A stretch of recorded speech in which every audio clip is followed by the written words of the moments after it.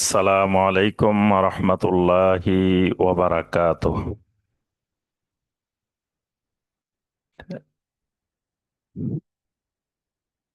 إن الحمد لله نحمده ونستعينه ونستغفره ونعوذ بالله من شرور أنفسنا ومن سيئات أعمالنا.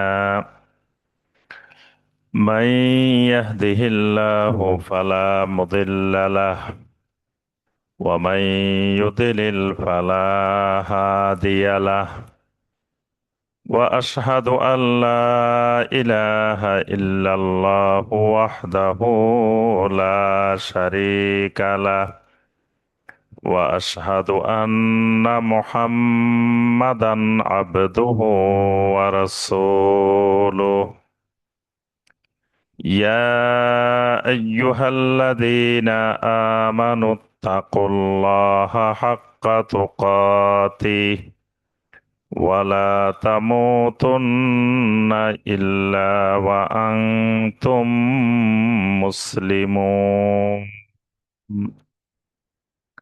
يا أيها الناس اتقوا ربكم الذي خلقكم من نفس واحدة من نفس واحدة وخلق منها زوجها وبث منهما رجالا كثيرا ونساء. واتقوا الله الذي تساءلون به والأرحام، إن الله كان عليكم رقيبا. يا أيها الذين آمنوا اتقوا الله وقولوا قولا سديدا يصلح لكم أعمالكم ويغفر لكم ذنوبكم، ومن يطع الله ورسوله فقد فاز فوزا عظيما. أما بعد فإن خير الحديث كتاب الله، وخير الهدي هدي محمد صلى الله عليه وسلم، وشر الأمور محدثاتها، وكل محدثة بدعة، وكل بدعة ضلالة، وفي رواية وكل ضلالة في النار.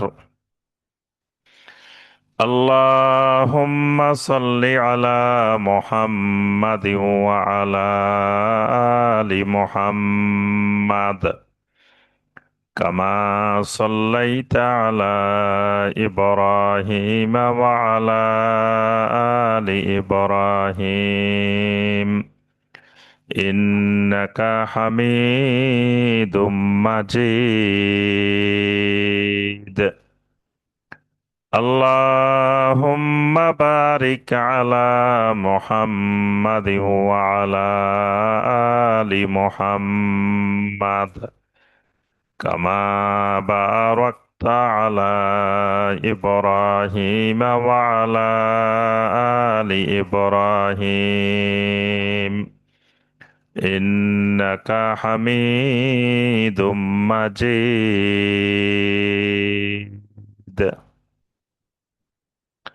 Road to success কর্তৃক আয়োজিত প্রতি মঙ্গলবারের দ্বীনি মজলিস এলমি হালাকায় অনলাইন এবং অফলাইনের মাধ্যমে উপস্থিত সম্মানিত দিনদার মুসলিম ভাই এবং বোনেরা, আল্লাহ রব্বুল আলমিনের দরবারে কোটি কোটি শুক্রিয়া যে মহান রব্বুল আলমিন আমাদেরকে প্রত্যেক মঙ্গলবারের ন্যায় আজকেও আমাদেরকে নির্দিষ্ট সময়ে আল্লাহ সুবহানাহু ওয়া তাআলার দ্বীনের অত্যন্ত গুরুত্বপূর্ণ একটি বিষয়ের উপরে কোরআনে কারীম এবং হাদিসে নববী সাল্লাল্লাহু আলাইহি ওয়াসাল্লামের আলোকে আলোচনা করার এবং শোনার যে মহান রব্বুল আলামিন আমাদেরকে তৌফিক দিয়েছেন, সে মহান রব্বুল আলামিনের শুকর আদায় করি, সকলে বলি আলহামদুলিল্লাহ। সম্মানিত ভাই ও বোনেরা, আমরা রোড টু সাকসেসের এখানে এই পর্বে এই হালাকায় ধারাবাহিকভাবে আল্লাহ রব্বুল আলমিনের তাওহীদের 10 পর্বের আলোচনা আমরা শুরু করেছিলাম। ইতিপূর্বে আমরা এই আল্লাহ সুবহানাহু ওয়া তাআলার তাওহীদের উপরে 9 পর্বের আলোচনা আমরা ইতিপূর্বে সমাপ্ত করেছি। আজকে আমাদের তাওহীদের উপর সর্বশেষ পর্ব 10ম পর্ব। এর মাধ্যমে মোটামুটি প্রাথমিক অত্যন্ত সংক্ষিপ্ত আল্লাহ রব্বুল আলমিনের তাওহীদের আলোচনা এখানে সমাপ্ত হবে ইনশাআল্লাহ। আমরা যদি কেউ প্রাথমিকভাবে আল্লাহ সুবহানাহু ওয়া তাআলার তাওহীদকে বুঝতে চাই, তো মোটামুটি এই 10টি পর্বের আলোচনা শুনলে প্রাথমিকভাবে আমার আপনার বুঝে আসবে যে আল্লাহ রব্বুল আলমিনের তাওহীদ বলতে কি বোঝায়, তাওহীদটা কি। আজকের শেষ পর্বে আমরা যে বিষয়টি আলোচনা করব সেটি হলো মিন নাওয়াকিদিল ঈমানি ওয়াল ইসলাম, অর্থাৎ ঈমান এবং ইসলাম কিভাবে ভেঙ্গে যায়, কিভাবে নষ্ট হয়ে যায়, এটার আজকে 2য় পর্ব। আমরা গত পর্বেও এই বিষয়ের উপরে আলোচনা করেছি যে ইসলাম এবং ঈমান কিভাবে ভেঙ্গে যায়। তো আজকের পর্বেও এই বিষয়ের এই আলোচনা। গত পর্বে আমরা আলোচনা করেছিলাম ইমাম আহমদ বিন হাম্বল রাহিমাহুল্লাহর সময় থেকে যে সমস্ত আহলুল ইলম আকীদার গ্রন্থ রচনা করেছেন, আকীদার কিতাব লিখেছেন, তারা গবেষণা করে কোরআন সুন্নাহ থেকে এমন কিছু মৌলিক কারণ তারা নির্ধারণ করেছেন যে এই কারণগুলোর যে কোনো একটি ঘটলে ঈমান ভেঙে যায়। এরকম কারণ তারা কোরআন সুন্নাহর মধ্যে 10টি দেখেছেন। তো মৌলিকভাবে এই 10টি কারণ যদি কেউ ভালো করে জেনে নেয়, তার নখদর্পণে থাকে, তাহলে মোটামুটি তার ঈমান ভঙ্গের সবগুলো কারণ সে জানতে পারবে এবং বুঝতে পারবে।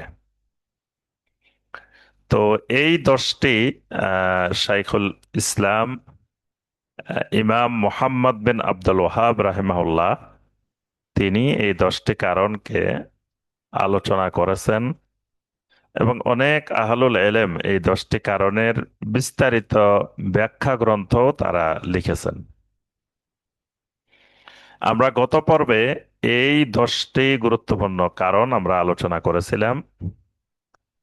আজকে আলোচনা করব এই 10টি কারণের বাহিরেও আহলুল ইলমগণ আরো কিছু কারণ উল্লেখ করেছেন। বিভিন্ন কিতাবে ঈমান ভঙ্গের কারণ হিসাবে কিছু কিছু পয়েন্ট, কিছু কিছু কারণ উল্লেখ করা হয়েছে। তো এগুলা মূলত আসলে আমরা ওই 10টার যে কোনো একটার সাথে সম্পৃক্ত হয়ে যায়। তো তবুও যেহেতু আহলুল ইলমগণ এগুলোকে বর্ণনা করেছেন বিভিন্ন কিতাবে, তো সেগুলোকে আমরা একত্রিত করে আরো কিছু কারণ দেখতে পাই এবং এই কারণগুলো আর একটু সুনির্দিষ্ট। এবং আমি দেখেছি যে এই কারণগুলোই আমাদের অঞ্চলে বা আমাদের এই দেশে বেশি বেশি ঘটে থাকে ঈমান ভঙ্গের ক্ষেত্রে। তো এই কারণে আজকের এই পর্বে আমরা এরকম কিছু গুরুত্বপূর্ণ কারণ ঈমান ভঙ্গের আমরা আলোচনা করব ইনশাআল্লাহ। ঈমান ভঙ্গের কারণগুলো জানা বুঝা এটি প্রত্যেক মুসলিমের উপরে ফরজে আইন। কারণ ঈমান আমার সবচেয়ে বড় সম্পদ, সবচেয়ে মূল্যবান সম্পদ। সুতরাং দুনিয়াবী সম্পদ রক্ষার জন্য আমরা যত তৎপর, তো তার থেকে আমাকে বেশি তৎপর হতে হবে ঈমান রক্ষার জন্য। কারণ ঈমান আমার আখিরাতেরও মূল সম্বল। এই জন্য এই বিষয়গুলো আমাকে সবসময় পড়াশোনা করতে হবে, জানতে হবে, বুঝতে হবে, এবং ঈমান ভঙ্গের এই কারণগুলো থেকে সবসময় আমাদেরকে দূরে থাকার চেষ্টা করতে হবে। আল্লাহ রব্বুল আলামিন আমাদেরকে তৌফিক দান করুন। ঈমান ভঙ্গের একটি গুরুত্বপূর্ণ কারণ যে গায়রুল্লাহর কাছে, আল্লাহ রব্বুল আলামিন ছাড়া অন্য কারো কাছে দোয়া করা। এই দোয়া, এটি একটি গুরুত্বপূর্ণ ইবাদত। দোয়া কাকে বলে? দোয়া এমন জিনিস চাওয়া, যে যেই জিনিসের ক্ষেত্রে আমি অক্ষম, অর্থাৎ এটা আমার হাতে নাই, এটা আমি কিছু করতে পারবো না, আমাকে এটা দিবেন। এবং যিনি দিতে সক্ষম, আহ, তার কাছে চাওয়া মূলত দোয়া। তো এরকম অনেক জিনিস আছে যেখানে আমরা অক্ষম, এগুলো শুধুমাত্র আল্লাহ রব্বুল আলমিনই আমাদেরকে দিতে পারেন। যেমন সন্তান সন্ততি, এই সন্তান সন্ততি ছেলে মেয়ে এগুলো আমরা দিতে পারি না, বা আমাদের হাতেও নেই। সম্পূর্ণরূপে আল্লাহ রব্বুল আলমিনের হাতে। তারপরে আমাদের রিজিক, আমাদের সম্পদ, আমাদের অসুখ বিসুখ, আমাদের বিপদ আপদ, এইগুলো সবকিছু একমাত্র আল্লাহ রব্বুল আলমিনের হাতে। তো এগুলোর ব্যাপারে নিজের অসহায়ত্ব প্রকাশ করে আল্লাহ রব্বুল আলমিনের কাছে চাওয়ার নাম হলো দোয়া। এই দোয়াটা মুমিনের খুবই গুরুত্বপূর্ণ একটি সম্বল।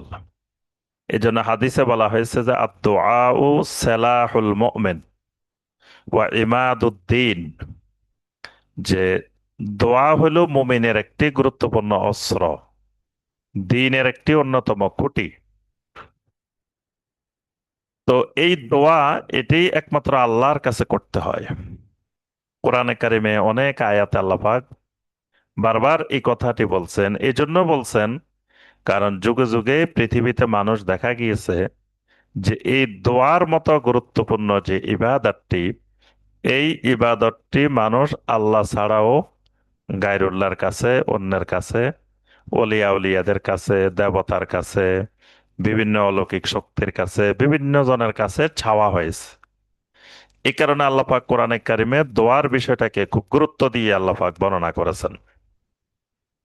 সূরা কাফেরের ৬০ নম্বর আয়াতে আল্লাহ সুবহানাহু ওয়া তাআলা বলেন, وقال ربكم ادعوني أستجب لكم إن الذين يستكبرون عن عبادتي سيدخلون جهنم داخرين। আল্লাহ সুবহানাহু ওয়া তাআলা বলেন, ওয়াকাল রাব্বুকুম, তোমাদের রব বলছেন, উদউনি, তোমরা একমাত্র কেবলমাত্র আমার কাছে দোয়া করো, আস্তাজিব লাকুম, আমি তোমাদের দোয়া কবুল করব, আমি তোমাদের দোয়ায় সাড়া দিব। আর যে ব্যক্তি আমার এই ইবাদতটি করতে অহংকার প্রদর্শন করবে, অচিরেই তাকে লাঞ্ছিত করে জাহান্নামে প্রবেশ করানো হবে। তো এই আয়াতে আল্লাহ পাক স্পষ্ট করে বলছেন যে উদউনি আস্তাজিব লাকুম, যে বান্দা একমাত্র আমার কাছে চাও, আমার কাছে দোয়া করো, আমি তোমার দোয়া কবুল করব, তোমার ডাকে সাড়া দিব। সূরা আল জিনের 18 নম্বর আয়াত, আল্লাহ সুবহানাহু ওয়া তাআলা বলেন, ওয়া আন্নাল মাসাজিদা লিল্লাহ ফালা তাদউ মাআল্লাহি আহাদা। আন্নাল মাসাজিদা লিল্লাহ, যে মসজিদ সমূহ একমাত্র আল্লাহর, অতএব আল্লাহর সাথে কাউকে তোমরা ডাকিও না, আল্লাহর সাথে কাউকে দোয়া করিও না। তো এখানে আহ, মসজিদ বলতে পুরা জমিন, তো পুরা জমিনে আল্লাহর। সুতরাং আল্লাহর জমিনের কোন জায়গায় আল্লাহ ছাড়া কাউকে ডাকিও না, কারো কাছে কিছু চাইও না। সূরা আল মুমিনুন আয়াত নম্বর 117, আল্লাহ পাক বলেন, ওয়ামান ইয়াদউ মাআল্লাহি ইলাহান আখারা লা বুরহানা লাহু বিহ।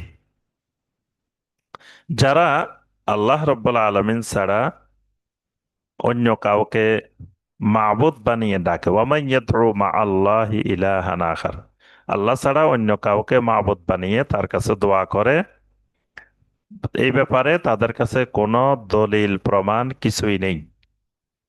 অর্থাৎ আল্লাহ ছাড়া কারো কাছে চাওয়ার, দোয়া করার এরকম কোনো দলিল প্রমাণ তাদের কাছে কিছুই নেই। ইন্নামা হিসাবুহু ইনদা রাব্বি, তার হিসাব হবে একমাত্র আল্লাহ রাব্বুল আলামিনের কাছে। তো এই আয়াতগুলোর আলোকে আমরা বুঝতে পারি যে দোয়া এটি একটা ইবাদত, এবং এই ইবাদত করতে হয় একমাত্র আল্লাহ রাব্বুল আলামিনের। নবী সাল্লাল্লাহু আলাইহি ওয়াসাল্লাম ঘোষণা করেন, ইযা সাআলতা ফাসআলিল্লাহ ওয়া ইযা ইসতাআনতা ফাসতাইন বিল্লাহ।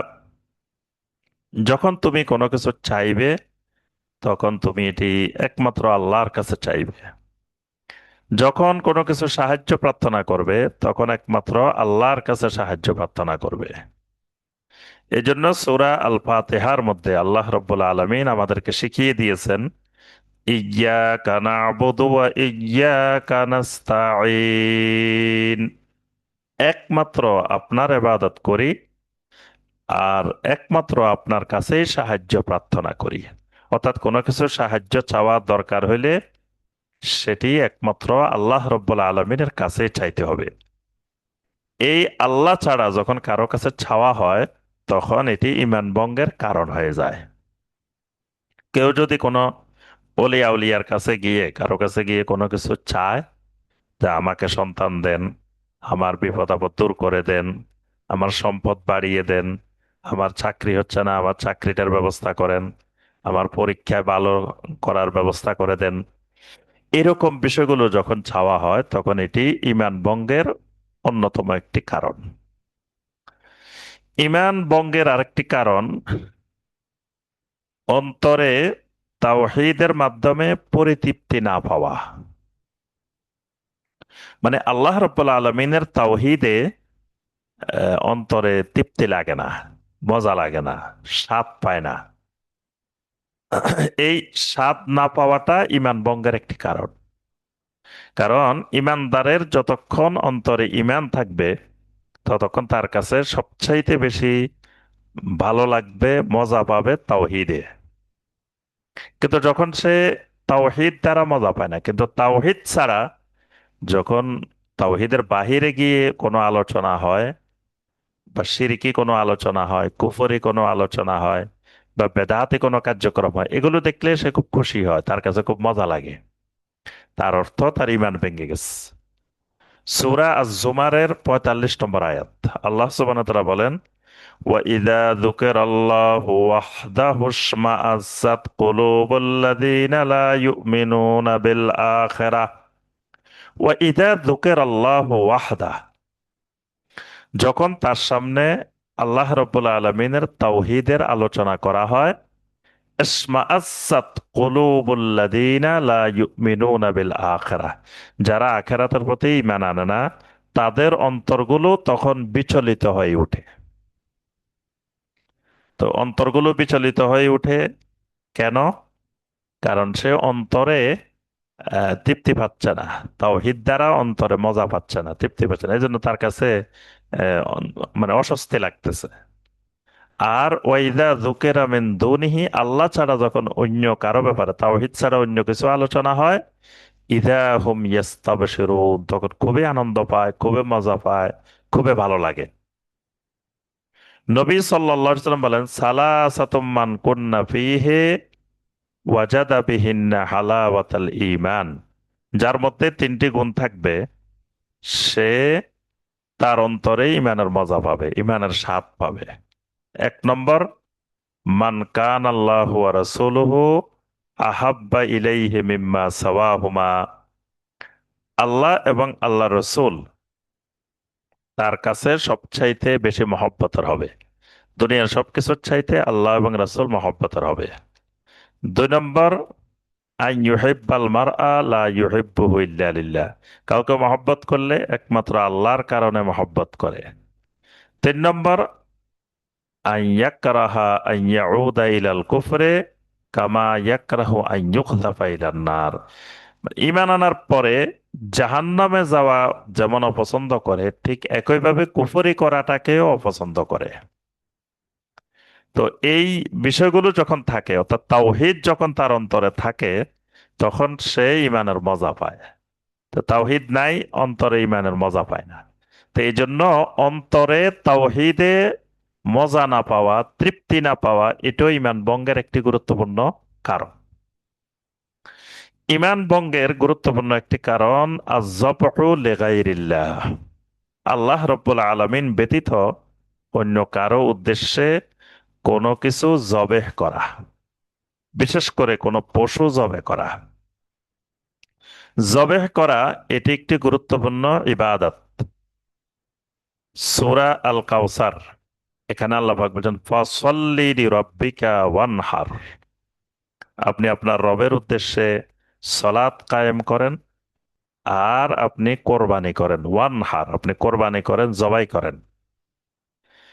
এই আয়াতে কারিমার আমল করতে গিয়ে নবী সাল্লাল্লাহু আলাইহি ওয়াসাল্লাম বিদায় হজে 100টি উট কোরবানি করেন। নবী সাল্লাল্লাহু আলাইহি ওয়াসাল্লাম মিনাতে 10ম হিজরির 10-এ জিলহজ 100 উট কোরবানি দিয়েছেন। এবং এই 100টা উট মদিনা থেকে নবী সাল্লাল্লাহু আলাইহি ওয়াসাল্লাম সাথে করে নিয়ে এসেছেন। এবং এই উটগুলো নিয়ে আসার কারণে নবী সাল্লাল্লাহু আলাইহি ওয়াসাল্লাম হজ্জে কারান, মানে বিদায় হজে নবী সাল্লাল্লাহু আলাইহি ওয়াসাল্লাম হজ্জে কারান করছেন। তিনি আর ওমরা থেকে হালাল হন নাই, এক এহরামে ওমরাও করেছেন, হজও করেছেন। তো নবী সাল্লাল্লাহু আলাইহি ওয়াসাল্লাম নিজে এই 10 তারিখ সকালবেলায় জামারায় পাথর মেরে এসে নবী সাল্লাল্লাহু আলাইহি ওয়াসাল্লাম একে একে একে একে কোরবানি শুরু করলেন। 67টা কোরবানি নবী সাল্লাল্লাহু আলাইহি ওয়াসাল্লাম নিজে করছেন। আর বাকি 63টা নবী সাল্লাল্লাহু আলাইহি ওয়াসাল্লাম নিজে করছেন। বাকি 37টা আলী রাদিয়াল্লাহু তাআলা আনহুকে দিয়ে করাইছেন। তো মোট 100টা নবী সাল্লাল্লাহু আলাইহি ওয়াসাল্লাম কোরবানি, যেটা আল্লাহ বলেছেন ফাসাল্লি লিরাব্বিকা ওয়ানহার। আপনি আল্লাহর উদ্দেশ্যে, আপনার রবের উদ্দেশ্যে সালাত আদায় করেন আর রবের উদ্দেশ্যে কোরবানি করেন। যেহেতু আল্লাহ আপনাকে হাউজে কাউসার দিয়েছেন, ইন্না আ'তাইনা কাল কাউসার। তো শুকরিয়া তার নবী সাল্লাল্লাহু আলাইহি ওয়াসাল্লাম এই কোরবানিগুলো করেছিলেন। তো এই জবেহ, এটা একটা গুরুত্বপূর্ণ ইবাদত। তো এই জবেটা হইতে হবে একমাত্র আল্লাহর জন্য। সূরা আল আনআমের 162 এবং 63 নম্বর আয়াতে আল্লাহ পাক বলছেন, কুল ইন্না সলাতি ওয়া নুসুকি ওয়া মাহইয়ায়া ওয়া মামাতি লিল্লাহি রাব্বিল আলামিন লা শারীকা লাহু ওয়া বিযালিকা উমিরতু ওয়া আনা আউয়ালুল মুসলিমিন। এখানে আল্লাহ পাক বলছেন, রাসূল আপনি বলেন, নিশ্চয় আমার সলাত, নিশ্চয় আমার নুসুক। এই নুসুকি মানে জবেহি, মানে আমার জবেহ সবকিছু হবে লিল্লাহি রাব্বিল আলামিন, একমাত্র আল্লাহর উদ্দেশ্যে। এই জন্য মুমিনদের জন্য হালাল হইতে হইলে হালাল পশুও জবাই করার সময়, জবেহ করার সময় আল্লাহর নাম নিয়ে জবাই করা বাধ্যতামূলক, ওয়াজিব, বলতেই হবে। যেহেতু জবেহটা, শুধু জবেটা একটা ইবাদত, এজন্য জবেহবিহীন পশু খাওয়া যায় না। মৃত জন্তু হারাম করা হয়েছে, মৃত জন্তু খাওয়া যায় না। তো তবে শুধু একটা মৃত প্রাণী খাওয়া যায়, সেটা হলো মাছ। যখন আল্লাহ পাক আয়াত নাজিল করছেন, ইন্নামা হাররামা আলাইকুমুল মাইতাতা ওয়াদ দামা ওয়া লাহমাল খিনজির ওয়া মা উহিল্লা বিহি লিগাইরিল্লাহ, যে তোমাদের জন্য হারাম করা হয়েছে মৃত প্রাণী। তো তখন সাহাবীরা বললেন যে তাহলে তো আর মাছে খাওয়া যাবে না, মাছ তো আমরা বেশিরভাগই মৃত খাই। তো নবী সাল্লাল্লাহু আলাইহি ওয়াসাল্লাম বলে দিলেন যে মাছকে তোমাদের জন্য দুইটা জিনিস ওই হারাম থেকে নবী সাল্লাল্লাহু আলাইহি ওয়াসাল্লাম আলাদা করছেন। মৃত থেকে মধ্যে মাছ, রক্তের মধ্যে যে কলিজা, তিল্লি, এগুলোকে হালাল করা হয়েছে। আল্লাহ পাক এখানে রক্ত হারাম করে দিছেন না, কিন্তু ওই রক্ত শুধু কলিজা, তিল্লি, গুদ্দা, এগুলোর মধ্যে কিন্তু রক্ত থাকে, এগুলো হালাল, এগুলো খাওয়াটা। তো এখানে এই জন্য যারা হাদিস অস্বীকার করে তারা মাছ খেতে পারবে না, তাদের জন্য মাছ হালাল নাই, কারণ কোরআনে বলা হয়েছে হাররামা আলাইকুমুল মাইতা, সমস্ত মৃত হারাম। তাহলে মাছও তাদের জন্য হারাম, কারণ মাছ হালাল হয়েছে হাদিস দিয়ে। তো এখানে এই যে শুধু জবে হয়, জবেটা একটা ইবাদত। এই জবে যদি আল্লাহ ছাড়া অন্য অন্য কারো উদ্দেশ্যে করা হয়, তখন এই জবেটাও শিরকে পরিণত হয় এবং এর দ্বারা ইমান ভেঙে যায়। আরেকটি ইমান ভঙ্গের কারণ, সেটা হলো আন-নাজার, মান্নত। মান্নত এটিও একটি ইবাদত। আল্লাহ পাক মুমিনের বৈশিষ্ট্য বর্ণনা করতে গিয়ে বলছেন যে ইউফুনা বিন নাজরে ওয়া ইয়াখাফুনা ইয়াওমান কানা শাররুহু মুস্তাতিরা। ইমানদারের বৈশিষ্ট্য হলো তারা ইউফুনা বিন নাজরে, তারা কোনো মান্নত করলে সেই মান্নতটা তারা পরিপূর্ণ করে, এটা ইমানদারের বৈশিষ্ট্য। তাইলে ইমানদারের উপরে মান্নত করলে, মান্নতটা যদি বৈধ মান্নত হয়, তাহলে পূর্ণ করা ওয়াজিব। অবৈধ মান্নত হলে সেটা পূর্ণ করা না করা ওয়াজিব। যেমন কেউ মান্নত করলো যে মাজারে টাকা দিবে, তো এটা না দেওয়া ফরজ, না দেওয়া ওয়াজিব। কিন্তু যদি সে মসজিদে টাকা দিবে মান্নত করে, তাহলে এটা দেওয়াটাই ওয়াজিব। তো এই জন্য এই যে মান্নত, এটা এবাদত। তবে নবী সাল্লাল্লাহু আলাইহি ওয়াসাল্লাম মান্নত করার প্রতি উৎসাহিত করতেন না, সবসময় নবী সাল্লাল্লাহু আলাইহি ওয়াসাল্লাম মান্নতের প্রতি নিরুৎসাহিত করতেন।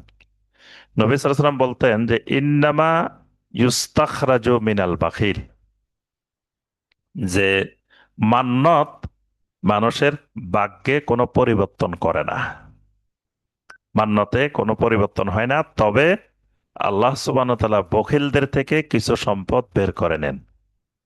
তো এর দ্বারা বোঝা যায় যে মান্যত করার প্রতি নবী সাল্লাল্লাহু আলাইহি ওয়াসাল্লাম উৎসাহিত করেন নাই।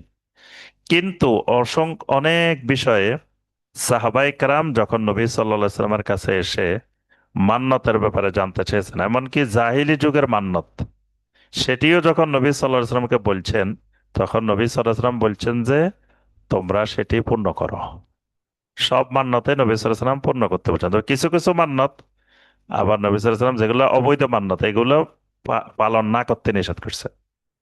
নবী সাল্লাল্লাহু আলাইহি ওয়াসাল্লাম যখন বিদায় হজে গেলেন, তো নবী সাল্লাল্লাহু আলাইহি ওয়াসাল্লাম দেখতে পেলেন যে আপনার দুইজন দুইজন লোক তাওয়াফ করতেছে নবী সাল্লাল্লাহু আলাইহি ওয়াসাল্লামের সাথে, একজন আরেকজনের সাথে বান্দা, রশি দিয়ে একজন আরেকজনের সাথে বেঁধে দুইজনে একসাথে তাওয়াফ করতেছে। তো নবী সাল্লাল্লাহু আলাইহি ওয়াসাল্লাম জিজ্ঞাসা করলেন, কি ব্যাপার, তোমরা এইভাবে তাওয়াফ করতেছো কেন? তো বলে যে আমরা মান্নত করছি যে আমরা দুইজনে এইভাবে, মানে বেঁধে একজন আরেকজনের সাথে বাঁধা অবস্থায় তাওয়াফ করব। নবী সাল্লাল্লাহু আলাইহি ওয়াসাল্লাম বলে তাড়াতাড়ি এটা খোলো, এই মান্নত পূর্ণ করা যাবে না। তো শিরকি মান্নত, এটা কোন ধরনের মান্নত? নবী সাল্লাল্লাহু আলাইহি ওয়াসাল্লাম এটা খোলাইছেন, তাহলে এই মান্নত পূরণ করতে দেন নাই। আরেকজন ওট নিয়ে নবী সাল্লাল্লাহু আলাইহি ওয়াসাল্লামের সাথে হজে রওনা দিছেন। তো নবী সাল্লাল্লাহু আলাইহি ওয়াসাল্লাম তো 100 ওট নিয়ে রওনা দিছেন, তো সেও একটা ওট নিয়ে রওনা দিছে, এবং নবী সাল্লাল্লাহু আলাইহি ওয়াসাল্লামের স্ত্রীরাও প্রত্যেকে একটা একটা ওট নিয়ে আহ, হজে রওনা দিয়েছিলেন। সেখানে আম্মাজান, আহ, সম্ভবত একজনের, আহ, সফিয়া রাদিয়াল্লাহু তাআলা আনহা অথবা অন্য কারো একটা ওট অসুস্থ হয়ে গেছিল, মানে এই ওটটা দিয়ে তিনি হজে আসতে পারছিলেন না, রাস্তায় ওটটা অসুস্থ হয়ে গেছিল। তো এখন একজন ওট নিয়ে আসতেছে, তো নবী সাল্লাল্লাহু আলাইহি ওয়াসাল্লাম দেখলেন যে সে ওটের পিঠে চড়ে না, ওটকে টানা টানা নিয়ে আসতেছে। তো ওট আনতেছে ভালো কথা, সে তো ওটের পিঠে করে আসবো, তো হাঁটি হাঁটি আসবে কেন, কিন্তু সে ওটার পিঠে উঠে না, ওটকে টেনে টেনে, এবং ওটার গলার মধ্যে জুতা লাগানো, আরো অনেক কিছু লাগানো।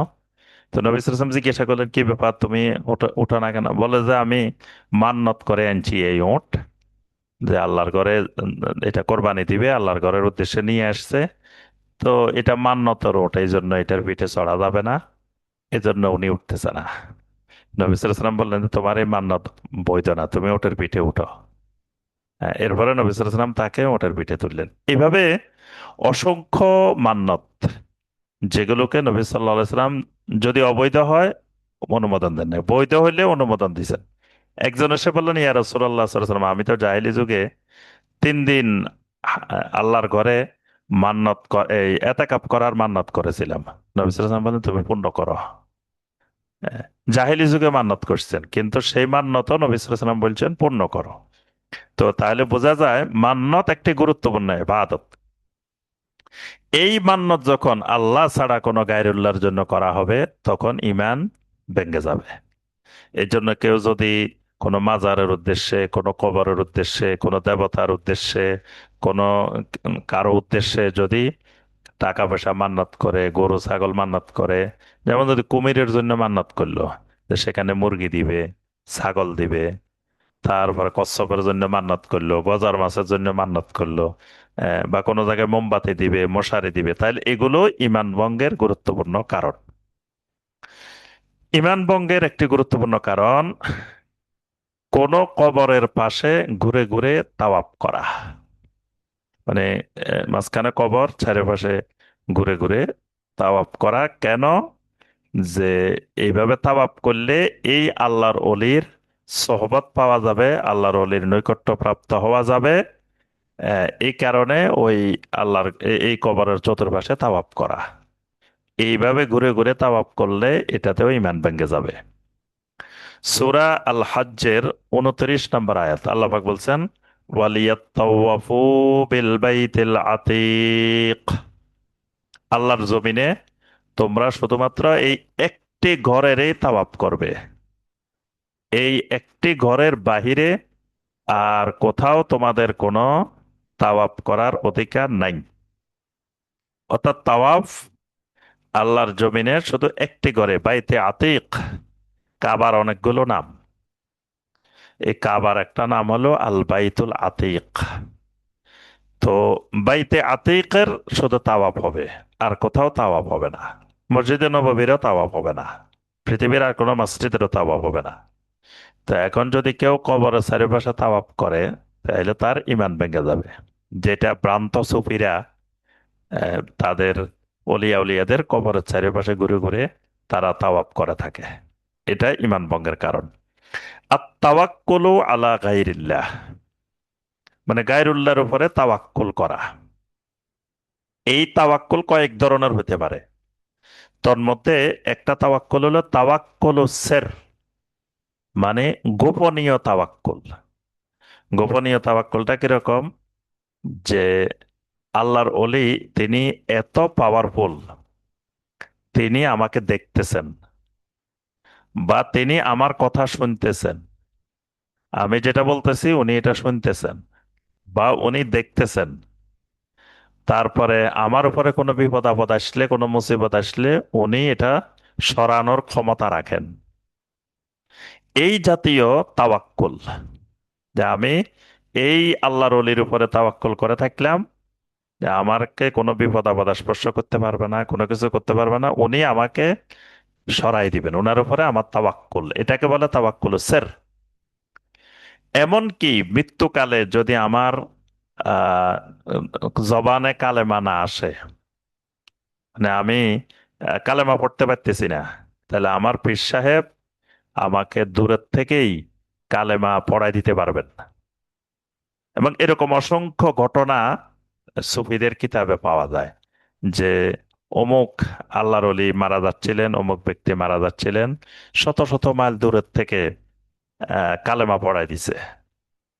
তো এটাকে বলে তাওয়াক্কুল সের।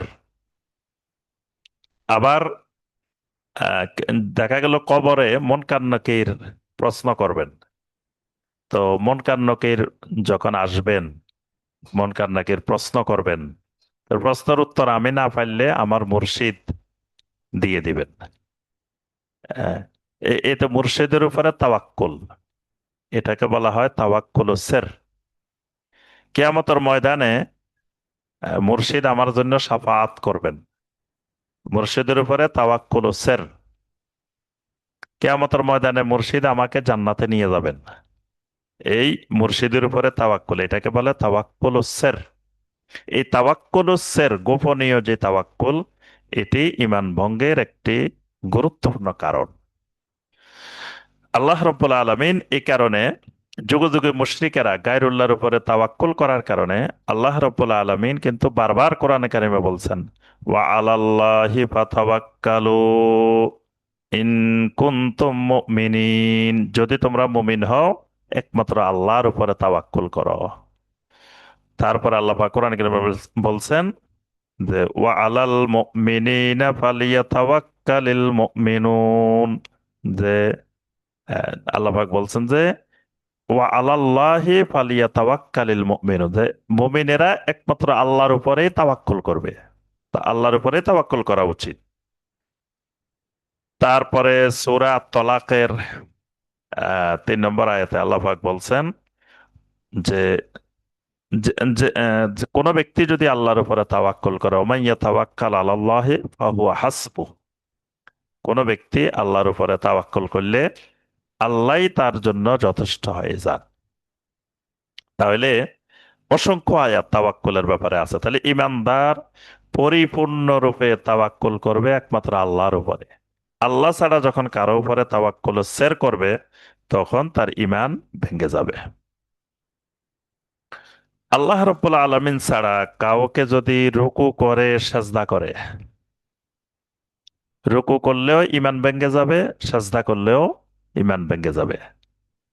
রুকু করা কিরকম? রুকু করা মানে কারো সামনে ঝুঁকে পড়া, কারো সামনে মাথা ঝুঁকানো, এটা রুকু করা। পূর্বেকার অনেক রাজা বাদশারা তাদের সামনে জনগণ আসলে হাত জোড় করে মাথা নিচু করে রুকুর অবস্থায় থাকা লাগতো। মানে রুকুর অবস্থা বলতে মাথা ঝুঁকিয়ে থাকতে হইতো।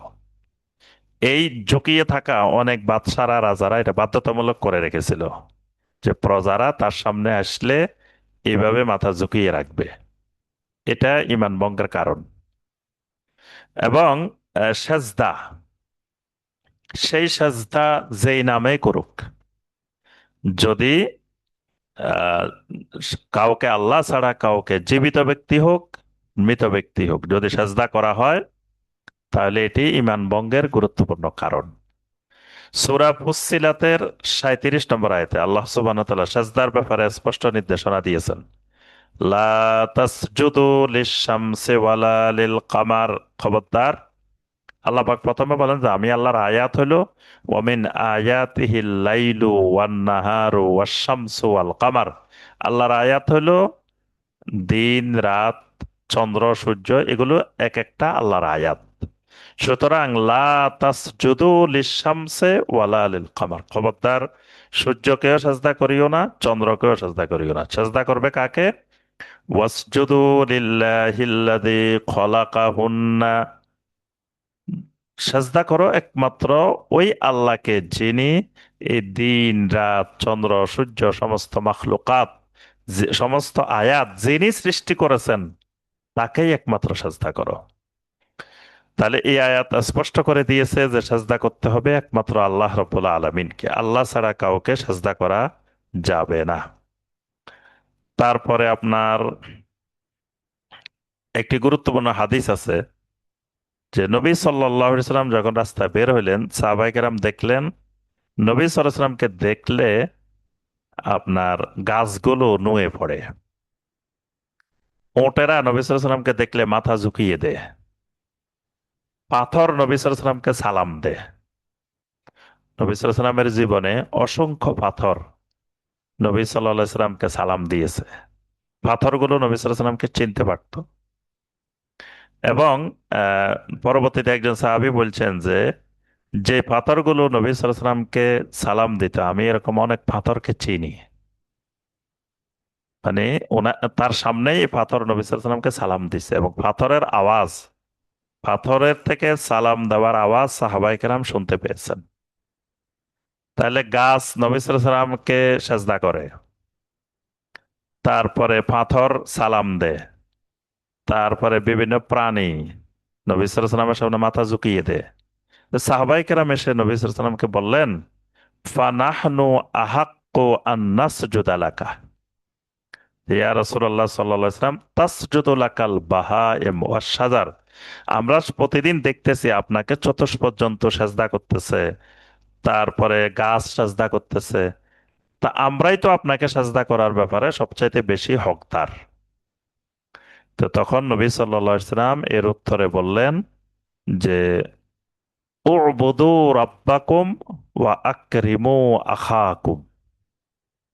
নবী সাল্লাল্লাহু আলাইহি ওয়াসাল্লাম বললেন, তোমরা ইবাদত করো একমাত্র যিনি তোমাদের রব, সে রবের ইবাদত করো।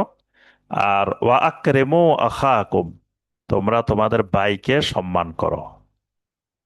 মানে সেজদা এটা ইবাদত। তো এটা তো গাছপালা পাথর চতুষ্পর্যন্ত তারা করতে পারে, তারা আমাকে সম্মান জানিয়ে এটা করতেছে, এটা আল্লাহর আদেশেই করতেছে। কিন্তু মানে তোমরা আমাকে সাজদা করতে পারবা না, তোমরা সাজদা করতে হবে উ'বুদু রাব্বাকুম, তোমাদের রবকে। আর আমাকে তোমরা সম্মান করবা, একরাম করবা। তাহলে এখানেও নবী সাল্লাল্লাহু আলাইহি ওয়াসাল্লাম স্পষ্ট করে দিয়েছেন যে কোনো মানুষ মানুষকে সাজদা করতে পারে না। একবার সাহাবায়ে কেরাম শাম দেশে গেলেন, সিরিয়া গেলেন। তো সেখানে দেখতে পেলেন যে ইহুদিদের আলেমেরা, খ্রিস্টানদের আলেমেরা সাজদা নিতেছে। তাদেরকে জনগণ এসে, সাধারণ জনগণ এসে এসে তাদেরকে সাজদা করতেছে। তো তারা জিজ্ঞাসা করলেন যে এটা কি সাজদা, আপনারা আলেম ওলামারা সাজদা নিতেছেন? তো বলল যে এটা তাজিমি সাজদা, যে আমাদেরকে তাজিম করে সাজদা করতেছে, এটা ইবাদতের সাজদা না। এবং তারা বললেন যে পূর্ববর্তী নবীদেরকেও সাজদা করা হইতো। এখন মানে সম্মান করে, সম্মান সূচক সাজদা। তো এখন সাহাবায়ে কেরাম মদিনা মুনাওয়ারাতে এসে নবী সাল্লাল্লাহু আলাইহি ওয়াসাল্লামকে জিজ্ঞাসা করলেন যে ইহুদিরা আমাদের কাছে এরকম বলছে যে পূর্ববর্তী নবীরাও নাকি সেজদা নিতেন। নবী সাল্লাল্লাহু আলাইহি ওয়াসাল্লাম বললেন তারা মিথ্যা কথা বলছে। আল্লাহর জমিনে কোন নবী কখনো জনগণ থেকে, সাধারণ তাদের উম্মত থেকে সেজদা গ্রহণ করেন নাই। এই কথাগুলো, এই হাদিসগুলো সব আপনার ইসলামী আকিদা, ডক্টর আব্দুল্লাহ জাহাঙ্গীর রাহিমাহুল্লাহর এই বইতে সংকলন করা আছে। এই হাদিসগুলো সবগুলোই, যে কোনো মানুষ কোনো মানুষকে তাজিম সেজদাও করা যাবে না। কিন্তু আমরা দেখি আমাদের এই অঞ্চলে মাজারে কবরে সেজদা করে লক্ষ লক্ষ মানুষ। আবার অনেক পীর সাহেব, বাংলাদেশে পীর নামধারী ব্যক্তিরা আছে যারা সেজদা গ্রহণ করে জনগণ থেকে। জিজ্ঞাসা করলে বলা হয় যে এটা তাজিমি সেজদা, এটা ইবাদতের সেজদা না, এটা করা যায়। তো এটাও ইমান ভঙ্গের কারণ। সেজদা করলে যিনি নিচ্ছে তিনি তাগুত, যারা সাজদা করতেছে তাদের ইমান ভেঙে যাবে।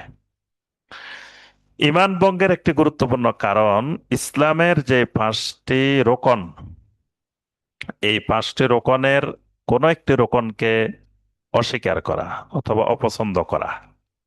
ইসলামের 5টি রোকন হলো বনিয়াল ইসলাম আলা খামস, শাহাদাতে আল্লাহ ইলাহা ইল্লাল্লাহ ওয়া আন্না মুহাম্মাদ রাসূলুল্লাহ, এটা হলো 1 নম্বর রোকন। 2 নম্বর একামিস সালাহ, সালাত কায়েম করা। 3 নম্বর ইতা ইজ যাকাত, যাকাত আদায় করা। 4 নম্বর সাওমে রমাদান। 5 নম্বর হাজ্জুল বাইত, আল্লাহর ঘরের হজ করা। এই 5টা রোকনের একটা রোকনকে কেউ যদি অস্বীকার করে অথবা কেউ যদি অপছন্দ করে, তাহলে ঈমান ভেঙে যাবে। কেউ যদি হজ করাকে অপছন্দ করে, হজ নিয়ে কটূক্তি করে, তাহলেও তার ঈমান ভেঙে যাবে। ঠিক একইভাবে জাকাত, আবু বকর রাদিয়াল্লাহু তাআলা আনহু সাহাবায়ে কেরামদেরকে নিয়ে জাকাত অস্বীকারীদের বিরুদ্ধে জিহাদ করেছেন। তাহলে কেন জিহাদ করছেন? কারণ যারা জাকাত অস্বীকার করেছে তাদের ঈমান নাই, তারা কাফের হয়ে গেছে, তারা মোরতাদ হয়ে গেছে। এই জন্য আবু বকর রাদিয়াল্লাহু তাআলা আনহু সাহাবায়ে কেরামদেরকে নিয়ে তাদের বিরুদ্ধে জিহাদ করেছেন। তো ঠিক এইভাবে কেউ সলাত অস্বীকার করলেও সে ঈমান চলে যাবে, এটাও ঈমান ভঙ্গের একটি গুরুত্বপূর্ণ কারণ। ঈমানের 6টি রোকন, এই রোকনগুলোকেও কেউ যদি একটা রোকনকে অস্বীকার করে তাহলে তার ঈমান ভেঙে যাবে। সূরা আন-নাসার 136 নম্বর আয়াতে আল্লাহ পাক বলছেন, ওয়ামান ইয়াকফুর বিল্লাহি ওয়া মালাইকাতিহি ওয়া কুতুবিহি ওয়া রুসুলিহি ওয়াল ইয়াউমিল আখির ফাকাদ দাল্লা দালালাম মুবিনা। কেউ যদি আল্লাহর উপরে, ফেরেশতাদের উপরে, কিতাবের উপরে, রাসূলের উপরে, এগুলোর উপরে ঈমান আনাকে অস্বীকার করে, তাহলে সে গোমরাহির, সুস্পষ্ট গোমরাহির অনেক দূরে চলে গেছে। তার অর্থ তার ঈমান ভেঙে গেছে। কোরআনে কারিমের প্রথম থেকে শুরু করে শেষ পর্যন্ত যতগুলো আয়াতে কারিমা আছে, নবী সাল্লাল্লাহু আলাইহি সাল্লামের যতগুলো সহিহ হাদিস মুহাদ্দিসিনে কেরামের ঐক্যমতে সহিহ হিসাবে সাব্যস্ত হয়েছে, এগুলোর কোনো একটিকে অস্বীকার করা, না মানা, যদি বলে যে কোরআনের সব মানে তবে আয়াত এটা আমি মানি না, বা হাদিস সব মানে কিন্তু হাদিসের এই হাদিসটা মানি না, তাহলে ঈমান ভেঙে যাবে। কারণ যেটা এজমা দ্বারা সাব্যস্ত হয়েছে, মানে উম্মতের আলেমদের ঐক্যমতে সাব্যস্ত হয়েছে। কোরআনটাও এজমা দ্বারা সাব্যস্ত। আমাদের হাতে যে কোরআন, এটা এজমা ও সাহাবা, সমস্ত সাহাবায়ে কেরামের ঐক্যমতে এই কোরআন একত্রিত করা হয়েছে। তো সুতরাং এই কোরআনের প্রত্যেকটি আয়াত, প্রত্যেকটি শব্দ মানা ফরজ। এখন কেউ যদি একটা আয়াত মানতে অস্বীকার করে, ঈমান চলে যাবে। ঠিক একইভাবে নবী সাল্লাল্লাহু আলাইহি সাল্লামের হাদিসগুলো কিন্তু এজমার ভিত্তিতে, যেগুলো সহি হাদিস, দঈফ আর জাল এগুলো তো বাদ, বা জাল তো টোটালি বাদ। দঈফের ব্যাপারে উম্মার এজমা হয় নাই। মানে দঈফ মানে কি, যে হাদিসটা দুর্বল, অর্থাৎ এটা নবী সাল্লাল্লাহু আলাইহি সাল্লামের হাদিস কিনা এটার ব্যাপারে কিছুটা সন্দেহ আছে। এটা অস্বীকার করলে তার ঈমান যাবে না। কিন্তু যেটা একেবারে সহি হিসাবে সাব্যস্ত হয়েছে, এটা যে রাসূল সাল্লাল্লাহু আলাইহি সাল্লামের কথা, এই ব্যাপারে আর কোনো সন্দেহ নাই, তাহলে সেই হাদিসও যদি অস্বীকার করে তাহলে ঈমান চলে যাবে। এটাও ঈমান ভঙ্গের কারণ। ঈমান ভঙ্গের একটি কারণ, আল্লাহ রাব্বুল আলামিন, আল্লাহর দিন, আল্লাহ রসুল সাল্লাল্লাহু আলাইহি সাল্লামকে গালিগালাজ করা, এমন কথা বলা যে কথার দ্বারা আল্লাহ কষ্ট পান, আল্লাহ রসুল কষ্ট পান, আল্লাহ এবং আল্লাহ রসুল কষ্ট পায়, এরকম কথা বললেও ঈমান ভেঙে যাবে। সূরা আল আহজাবের 57 নম্বর আয়াতে আল্লাহ পাক বলছেন যে ইন্নাল্লাযীনা ইউযুনাল্লাহা ওয়া রাসূলাহু, যে যারা আল্লাহ এবং রাসূলকে কষ্ট দেয়। তা আল্লাহ এবং রাসূলকে কষ্ট দেয় কিভাবে? মানে আল্লাহ এবং রাসূলের বিরুদ্ধে, আল্লাহর দ্বীনের বিরুদ্ধে, আল্লাহর আয়াতের বিরুদ্ধে, রাসূল সাল্লাল্লাহু আলাইহি সাল্লামের হাদিসের বিরুদ্ধে যারা কথা বলে, সুন্নাহর বিরুদ্ধে কথা বলে, এটা আল্লাহ এবং আল্লাহ রাসূলকে কষ্ট দেওয়া, এটাই ঈমান ভঙ্গের কারণ। কেউ যদি আল্লাহর কোনো নাম, আল্লাহর কোনো সিফাত, আল্লাহর কোনো ফেল অস্বীকার করে, তাহলে ঈমান চলে যাবে। আল্লাহর যতগুলো নাম আছে কোরআনে কারিমে অথবা সহিহ হাদিসে আল্লাহর নাম হিসাবে এসেছে, অথবা আল্লাহর সিফাত হিসাবে এসেছে, এই আল্লাহর নাম এবং আল্লাহর সিফাতকে কেউ যদি অস্বীকার করে, বলে যে না আমি আল্লাহর এই সিফাত মানি না বা আল্লাহর এই নাম মানি না, তাহলে তার ঈমান ভেঙে যাবে। সূরা আল আরাফের 180 নম্বর আয়াত আল্লাহ পাক বলছেন ওয়ালিল্লাহিল আসমাউল হুসনা ফাদউহু বিহা, আল্লাহর অনেক সুন্দর সুন্দর নাম আছে, এই নামগুলো আল্লাহর জন্য নির্ধারিত। সুতরাং ফাদউহু বিহা, এই নামগুলোর মাধ্যমে তোমরা আল্লাহকে ডাকো। ওয়াদারুল্লাযীনা ইউলহিদুনা ফি আসমাইহি সায়ুজজাউনা বিমা কানু ইয়ামালুন, যারা আল্লাহর নামগুলোকে অস্বীকার করে তোমরা তাদেরকে প্রত্যাখ্যান করো। তাহলে আল্লাহর নাম অস্বীকার করা কুফরি, এজন্য আল্লাহ বলছে তাদেরকে প্রত্যাখ্যান করো। তাহলে বোঝা যায় আল্লাহর নাম সিফাত এগুলোকে অস্বীকার করাও ঈমান ভঙ্গের কারণ। ঈমান ভঙ্গের একটা গুরুত্বপূর্ণ কারণ, নিজে কোনো একটা শরীয়তের বিধান তৈরি করা, যেটা আল্লাহ এবং আল্লাহ রসুল দেন নাই। অর্থাৎ আল্লাহ এবং আল্লাহ রসুল এটা শরীয়ত, মানে শরীয়তের যে বিধানটা, যেই সিস্টেমটা আল্লাহ এবং আল্লাহ রসুল দেন নাই, এরকম কোন শরীয়তের বিধান তৈরি করা, এটাই ঈমান ভঙ্গের কারণ।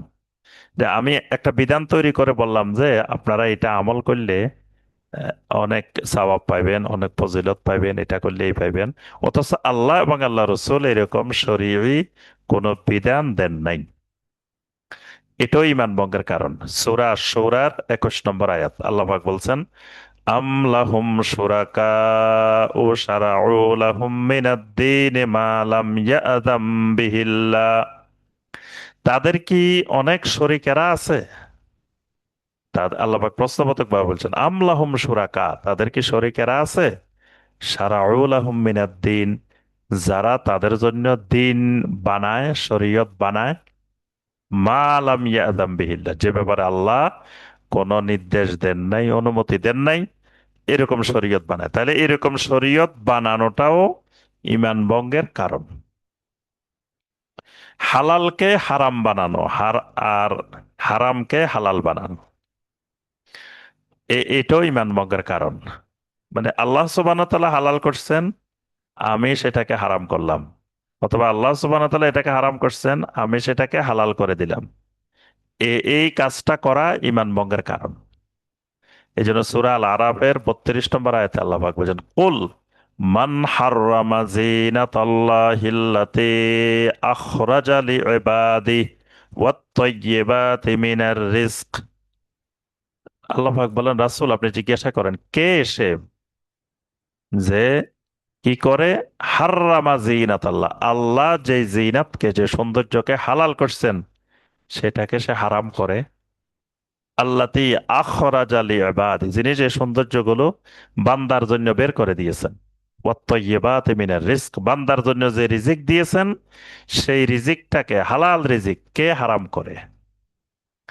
এই জন্য একজন মুফতি যিনি ফতোয়া দিবেন, এই ফতোয়া দেওয়ার ক্ষেত্রেও যদি তিনি জেনে বুঝে শরীয়ী ভাবে এটা হারাম, তিনি যদি হালাল ফতোয়া দেন, অথবা এটা হালাল উনি যদি এটাকে হারাম ফতোয়া দেন, তাহলে ইমান ভেঙে যাবে। এটাই ইমান ভঙ্গের কারণ। কারণ হালাল এবং হারাম নির্ধারণ করার মালিক একমাত্র আল্লাহ রাব্বুল আলামিন। আর একজন মুফতি বা যিনি ফতোয়া দিবেন, তিনি আল্লাহর ওই হুকুমটাই জনগণকে জানাবেন। তো জনগণকে জানাইতে গিয়ে তিনি যদি ব্যতিক্রম করেন, আল্লাহর হালালটা তিনি হারাম করেন, আল্লাহর হারামটা তিনি হালাল করেন, তাহলে এটাও তার জন্য ইমান ভঙ্গের কারণ। আর যদি ইজতেহাদি বিষয় হলে সেটা ভিন্ন, কিন্তু যেটা স্পষ্ট সেটা জানা বোঝার পরে ইচ্ছাকৃত করতে পারবে না। কিন্তু গবেষণার ক্ষেত্রে সেটা নবী সাল্লাল্লাহু আলাইহি ওয়াসাল্লাম স্পষ্ট বলছেন যে আল মুজতাহিদ মুখতি ওয়া মুসিব, যিনি মুজতাহিদ তিনি ভুলও করতে পারেন, শুদ্ধ হইতে পারে, কারণ এটা তার ইচ্ছাকৃত ভুল না। তিনি চেষ্টা করেছেন সর্বোচ্চ বিশুদ্ধ করার জন্য, সহি করার জন্য, কিন্তু সেটা ভুল হইতেও পারে। ভুল হইলেও তিনি 1 গুণ সওয়াব পাইবেন, শুদ্ধ হইলে তিনি 2 গুণ সওয়াব পাইবেন। তো এই ভুল এখানে গ্রহণযোগ্য, মানে ইজতেহাদি ক্ষেত্রে। কিন্তু যেটা ইজতেহাদের সুযোগ নেই, যেমন আল্লাহ পাক স্পষ্ট বলছেন, আহাল্লাল্লাহুল বাইআ ওয়া হাররামার রিবা, আল্লাহ পাক বাইকে, ব্যবসা বাণিজ্যকে হালাল করে দিয়েছেন, রিবাকে হারাম করে দিয়েছেন। এখন কেউ যদি বলে যে না রিবা হালাল, তো স্পষ্ট আল্লাহ বলছেন হারাম, আমি বললাম হালাল, তখন ইমান ভঙ্গে যাবে। যেগুলো স্পষ্ট, এখানে ইজতেহাদের কোনো সুযোগ নেই। ইজতেহাদের কিছু সুযোগ আছে কোন জায়গায়, যে এটা কিছু কিছু ক্ষেত্র আছে যে এটা রিবা হবে কি হবে না, বোঝা যাচ্ছে না স্পষ্ট। একদিকে মনে হচ্ছে যে না এটা সুদ হবে না, এটা রিবা হবে না এই সিস্টেমে হইলে, আবার আরেক দিক থেকে মনে হচ্ছে না এই সিস্টেম ফলো করলে এভাবে রিবা হইতে পারে। তাহলে এটার উপরে তিনি ইজতেহাদ করবেন, গবেষণা করবেন, গবেষণা করে তিনি যদি রায় দেন, তো সেটা ভুল হইলেও এই ক্ষেত্রে তার ইমান ভঙ্গ হবে না। আচ্ছা, এরপরে আরেকটি ইমান ভঙ্গের কারণ, কোন বাতিল মতবাদ, কোন বাতিল মতবাদকে বিশুদ্ধ মনে করা, অর্থাৎ এটা একটা কুফরি মতবাদ, বাতিল মতবাদ। এরকম একটা বাতিল মতবাদকে যদি আমি মনে করি যে এটা বিশুদ্ধ, এটা বিশ্বাস করি, তাহলে ইমান ভেঙে যাবে। অর্থাৎ পৃথিবীতে ইসলাম ছাড়া আর কোনো সঠিক দিন নাই, বাকিগুলো সব ভ্রান্ত দিন, বাতিল দিন। তারপরে ইসলামের বিপরীত সাংঘর্ষিক, ইসলামের সাথে সাংঘর্ষিক যত মতবাদ পৃথিবীতে তৈরি হয়েছে সবগুলো এক একটা কুফরি মতবাদ। এখন এই কুফরি কোনো মতবাদকে যদি আমি মনে করি না এটা ঠিক আছে, তাহলে ইমান ভেঙে যাবে। সূরা আলে ইমরানের 85 নম্বর আয়াত আল্লাহ পাক বলছেন, ওয়ামান ইয়াবতাগি গায়রাল ইসলামি দীনান ফালান ইউকবালা মিনহু ওয়া হুয়া ফিল আখিরাতি মিনাল খাসিরিন। যদি কেউ ইসলাম ছাড়া অন্য কোনো দিন অনুসন্ধান করে আল্লাহ পাক সেটা গ্রহণ করবেন না, সে আখিরাতে ক্ষতিগ্রস্তদের অন্তর্ভুক্ত হয়ে যাবে। ইমান ভঙ্গের একটি গুরুত্বপূর্ণ দিন সেটি হলো দিন থেকে, মানে এমন কোনো কাজ করা বা এমন কোনো কথা বলা যেটার দ্বারা দিন পরিবর্তন হয়ে যায়। মানে তার এমন কোনো কথা, এমন কোনো কাজ, যেই কাজটা দিয়ে বা কথাটা দিয়ে আল্লাহর দিনকে পরিবর্তন করে ফেলে। যেমন সে এমন একটা কথা বলল যে যে কথাটাকে মানুষ দলিল হিসেবে গ্রহণ করলো, কিন্তু কথাটা এমন মারাত্মক কথা যে কথার দ্বারা আল্লাহর দিন পরিবর্তন হয়ে যায়। অথবা এমন একটা কাজ করলো যে কাজটা মানুষ মনে করলো না এটা তো আহ, এটা তো দিনেরই কথা, দিনেরই কাজ, দিনই কাজ, কিন্তু কাজটা আসলে আল্লাহর দিনকে এরকম ছিল না, তার এই কাজের দ্বারা দিনটা পরিবর্তন হয়ে গেছে। এরকম দিন পরিবর্তনকারী কথা কাজ দ্বারাও ইমান বিনষ্ট হয়। কাফেরকে কাফের মনে না করা, মুশরিককে মুশরিক মনে না করা, এটাও ইমান ভঙ্গের কারণ। এটার অনেক লম্বা ব্যাখ্যা আমরা গত ইমান ভঙ্গের কারণে আলোচনা করেছি। তারপরে কেউ যদি আল্লাহর হুকুম থেকে, মানে আল্লাহর আইন থেকে মানব রচিত আইনকে আলাদা না করে, মানে আল্লাহর আইনের যে মর্যাদা মানব রচিত আইনেরও একই মর্যাদা প্রদান করে, এবং যদি মনে করে যে আল্লাহর আইনের চাইতেও মানুষের রচিত আইন এটা এই যুগে আরো বেশি উপযোগী, এটাই ইমান ভঙ্গের কারণ। প্রথমত, মানে আল্লাহর আইন আর কুফরি আইন দুই আইন আলাদা। তো যদি কেউ ইমান আনে যে না এটা কুফরি আইন, আসলে এটা ইসলামের আইন না, কিন্তু সে হয়তো বাস্তবায়ন করতে পারে নাই, তাহলে ইমান ভাঙবে না। ইবনে আব্বাস রাদিয়াল্লাহু তাআলা আনহুমা বলেন, মান জাহাদাল হুকমা বিমা আনজালাল্লাহ ফাকাদ কাফার। আল্লাহর নাজিলকৃত আইনকে যে অস্বীকার করবে, প্রত্যাখ্যান করবে, সে কাফের হয়ে যাবে। কিন্তু ওয়ামান আকাররা বিহি, যে স্বীকার করে আল্লাহর আইন কিন্তু বাস্তবায়ন করে নাই, সে জালেম হবে, ফাসেক হবে, সে কাফের হবে না। তো এজন্য এই দুইটার মধ্যে আলাদা করার সুযোগ নেই। ইমান ভঙ্গের একটি গুরুত্বপূর্ণ কারণ, পৃথিবী পরিচালনায়, আল্লাহর জমিন পরিচালনায় আল্লাহ রাব্বুল আলামিনের সাথে কোন অলিয়া উলিয়া, কোন গাউস, কোন কুতুব, কোন আওতাত, কোন আবদাল, কেউ শরিক আছে? মানে আল্লাহর পৃথিবী পরিচালনায় আল্লাহ এদের সহযোগিতা নেন বা আল্লাহ এদের সাথে পরামর্শ করেন, এরকম বিশ্বাস যদি কেউ পোষণ করে, এটা ইমান ভঙ্গের কারণ। অনেকেই এরকম বিশ্বাস করে, ভ্রান্ত সুফিদের অনেকে বিশ্বাস করে যে আল্লাহ সুবহানাহু ওয়া তাআলা এই জমিনটা গাউস কুতুবদের মাধ্যমে পরিচালনা করেন, এবং 7 মহাদেশে 7 জন গাউস আছেন, যিনি এর প্রধান তিনি গাউসুল আজম। আবার প্রত্যেক গাউসের আন্ডারে কুতুব আছেন। এজন্য তারা আলোচনা ওয়াজের মধ্যে বলেন উনি জমানার কুতুব, বাংলার কুতুব। আহ, যে এরা ওই গাউসের আন্ডারে কুতুব, কুতুবের আন্ডারে আবার আওতাদ আছে, আওতাদের আন্ডারে আবদাল আছে। তো এই যে আল্লাহর প্রশাসনকে এইভাবে ভাগ করা, এই ভাগ করাটাও ইমান ভঙ্গের কারণ। কারণ আল্লাহ পাক কোরআনে কারিমে বারবার বলছেন, নবী সাল্লাল্লাহু আলাইহি সাল্লামের যুগের মুশরিকদেরকেও যখন প্রশ্ন করা হইতো যে ওয়ামাই ইউদাব্বিরুল আমর, যে তোমরা বলো দেখি কে পৃথিবী পরিচালনা করে, এই সবকিছু কে পরিচালনা করে, চন্দ্র সূর্য গ্রহ নক্ষত্র এই যা দেখো এগুলো কে পরিচালনা করে? আরবের মুশরিকেরাই বলতো যে ফাসাইয়াকুলুন আল্লাহ, এগুলো তো আল্লাহ পরিচালনা করে। কিন্তু এখনকার জামানার মুসলিম কিন্তু বিশ্বাস করে এগুলো আল্লাহ পরিচালনা করে না। সাগর পরিচালনা করে খিজির আলাইহিস সালাম, সাগর নদী নাকি উনি পরিচালনা করে। তারপরে আপনার ওই এগুলা গাউস কুতুবেরা পরিচালনা করে। এই যে শ্রেণীবিন্যাস, এটা ঈমান ভঙ্গের কারণ।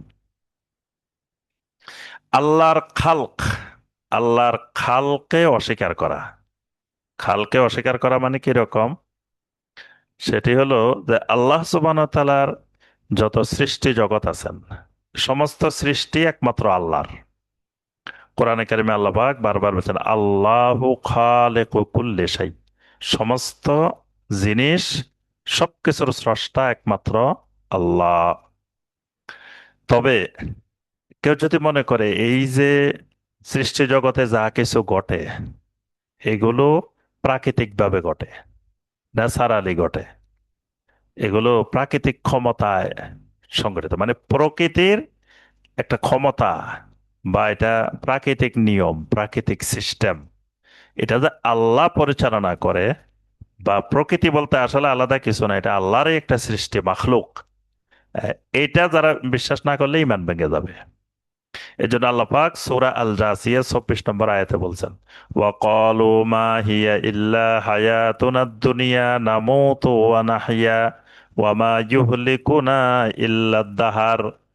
মুশরিকরা বলে যে এই দুনিয়াটাই তো একমাত্র জীবন, এখানেই মৃত্যু, এখানেই জীবন। ওয়ামা ইউহলিকুনা ইল্লা দাহার, যুগের আবর্তনে, সময়ের বিবর্তনে আমরা ধ্বংস হয়ে যাই, সব হারিয়ে যাই। আসলে সময়ের বিবর্তন, যুগের বিবর্তন, প্রকৃতির ক্ষমতা, এগুলো কিচ্ছু নাই। সবকিছুর মূল পরিচালনাকারী একমাত্র আল্লাহ রাব্বুল আলামিন।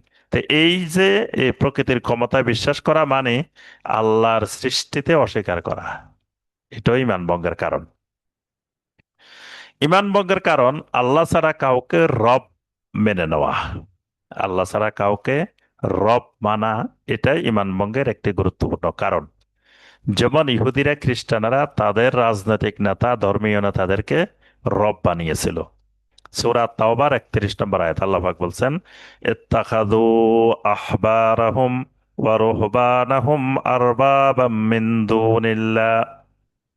যে ইহুদি এবং খ্রিস্টানেরা তাদের আহবার, তাদের রুহবানদেরকে, আহবার মানে রাজনৈতিক নেতৃবৃন্দ, আর রুহবান মানে ধর্মীয় নেতৃবৃন্দ, এদেরকে তারা আল্লাহকে বাদ দিয়ে রব বানিয়েছে। কিভাবে রব বানিয়েছে? নবী সাল্লাল্লাহু আলাইহি ওয়াসাল্লামের হাদিসে স্পষ্ট ব্যাখ্যা করা হয়েছে। আদি ইবনে হাতেম রাদিয়াল্লাহু তাআলা আনহু, তিনি যখন নবী সাল্লাল্লাহু আলাইহি সাল্লামের কাছে আসলেন, তিনি খ্রিস্টানদের এক প্রতিনিধি দল নিয়ে নাজরান থেকে তিনি আসছেন। তো তিনি ওই যুগের খ্রিস্টানদের সবচেয়ে বড় আলেম, আদি ইবনে হাতেম রাদিয়াল্লাহু তাআলা। তো তিনি যখন আসছেন, তিনি বলেন যে আমি নবী সাল্লাল্লাহু আলাইহি ওয়াসাল্লামের কাছে আসলাম, আতাইতুন নাবিয়্যা সাল্লাল্লাহু আলাইহি ওয়াসাল্লাম ওয়া ফি উনুকি সলিবুন মিন যাহাবিন, আমার গলার মধ্যে স্বর্ণের একটা ক্রুশ ছিল, আমার গাড়ে। তো নবী সাল্লাল্লাহু আলাইহি ওয়াসাল্লাম এই ক্রুশটা দেখে নবী সাল্লাল্লাহু আলাইহি ওয়াসাল্লাম বলেন ইয়া আদি ইত্রাহ হাযাল ওয়াসান, যে হে আদি, তোমার এই ক্রুশটা নামিয়ে ফেলো। নবী সাল্লাল্লাহু আলাইহি ওয়াসাল্লামের নির্দেশের সাথে সাথে ক্রুশটা নামাই ফেলছেন। তো তিনি নবী সাল্লাল্লাহু আলাইহি ওয়াসাল্লামের সাথে অনেক কথা বলছেন। তো শেষে নবী সাল্লাল্লাহু আলাইহি ওয়াসাল্লামকে জিজ্ঞাসা করলেন যে আল্লাহর কোরআনে বলছে যে ইহুদিরা, খ্রিস্টানেরা তাদের আহবার রহবানদেরকে রব বানিয়েছে, তা আমরা তো রব বানাই নাই। মানে আমি তো খ্রিস্টানের আলেম, তা আমাকে তো কোনোদিন মানুষ বলে নাই যে আমাদের রব। আমরাও কোনোদিন মানুষকে বলি নাই যে তোমরা আমাকে রব মানো। তাহলে কোরআন যে বলছে তা আমরা রব বানাইছি, কিভাবে রব বানাইছি? তো নবী সাল্লাল্লাহু আলাইহি ওয়াসাল্লাম বললেন আসলে আম্মা কানু ইয়াবুদুনাহু, যে রব বানানো মানে তারা তাদের ইবাদত করছে, বিষয়টা এরকম না। বিষয়টা হলো যে ওয়াইদা কানু আহাল্লুহুম শাইআন ফাস্তাহাল্লু, যখন তাদের জন্য কোনো কিছু তারা হালাল করে দিয়েছে, তখন জনগণ সেটাকে হালাল হিসেবে গ্রহণ করে নিয়েছে। ওয়াইদা হাররামু আলাইহিম শাইআন, যখন তারা তাদের জন্য কোনো কিছু হারাম করে দিয়েছে, তখন তারা হাররামু, তখন তারা এটাকে হারাম করে নিয়েছে। অর্থাৎ রাজনৈতিক নেতারা একটা জিনিসকে হালাল বলে দিয়েছে, কিন্তু জনগণ প্রতিবাদ করে নাই, বলে নাই যে না এটা হারাম। যেমন ধরেন আমাদের সমাজে সুদ হালাল। হালাল মানে রাষ্ট্রীয়ভাবে লাইসেন্স দেওয়া। স- অসংখ্য ব্যাংক, ইন্স্যুরেন্স, বিভিন্ন প্রতিষ্ঠান সুদের ব্যবসা করতেছে, সুদের কাজ করতেছে, তার অর্থ কি রাষ্ট্র এটাকে হালাল বানিয়ে দিয়েছে। মুসলিমদের মধ্যে এটা লেনদেন করতেছে, চলতেছে। কিন্তু মুসলিমেরা কখনো এটার প্রতিবাদ করে না যে একটা মুসলিম রাষ্ট্রে কেন সুদ থাকবে, এটা তো হারাম, এটা করা যাবে না। কিন্তু দেখেন মুসলিমেরা কিছুই বলে না, চুপচাপ নিজেরা হয় কোটি কোটি মানুষ লেনদেন করতেছে সুদের সাথে, যদি কেউ লেনদেন নাও করে কিন্তু সেও চুপচাপ। জনগণের মধ্যে এইটা নিয়ে কোনো প্রতিক্রিয়া নাই। তার অর্থ হলো জনগণ যারা সুদকে হালাল করছে তাদেরকে রব বানাই নিছে। রবেরা যেটা হালাল করতেছে সেটা হালাল, যেটা হারাম করতেছে সেটা হারাম। তো এই যে এটা ইমান ভঙ্গের গুরুত্বপূর্ণ কারণ, আল্লাহ ছাড়া কাউকে রব বানানো। ইমান ভঙ্গের একটি কারণ ওয়াহদাতুল উজুদ, হুলুল। এটা ইমান ভঙ্গের কারণ। ওয়াহদাতুল উজুদ আর হুলুলটা কি? এটা ভ্রান্ত সুফিদের একটি পরিভাষা, তাদের একটা আকীদা। ওয়াহদাতুল উজুদ হলো যে আল্লাহ এবং সৃষ্টির অস্তিত্ব একক। মানে আল্লাহ বলতে, খালেক বলতে আলাদা কিছু নাই। এই সৃষ্টি আল্লাহ, মানে পুরা সৃষ্টি জগৎটা মিলে আল্লাহ। অর্থাৎ সৃষ্টি জগতের এক একটা প্রাণী আল্লাহর এক একটা ইউনিট, নাউজুবিল্লাহ। এবং সবগুলো মিলে এককভাবে আল্লাহ।